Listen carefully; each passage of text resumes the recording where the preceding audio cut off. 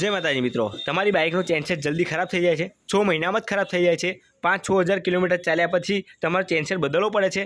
તો તમારે આ પ્રોબ્લેમનું સોલ્યુશન જોતું હોય તો તમારે કઈ બાબતોનું ધ્યાન રાખવું જોઈએ। તો સૌથી પહેલી બાબત છે કે તમે ગમે ત્યારે ચેનસેટ બદલો તો પાછળના ડ્રમ રબર વ્હીલમાં આવે છે એ બદલી નાખો। અને બીજું કે તમે ચેન ઢીલી હોય તો તમે ટાઈમે ટાઈટ કરાવો। જો આવી ઢીલી ચેન ચલાવશો તો તમારી ચેન પણ ખરાબ થઈ જશે અને પાછળના ચક્કરના દાંતા પણ ઘસાઈ જશે। અને શું થાય છે કે અમુક વાર આ રીતના તમે ચલાવશો તો જો મિત્રો કેટલી ઢીલી છે, તો આ રીતના તમે ચલાવશો તો પાછળના દાંતા પણ તૂટી જશે।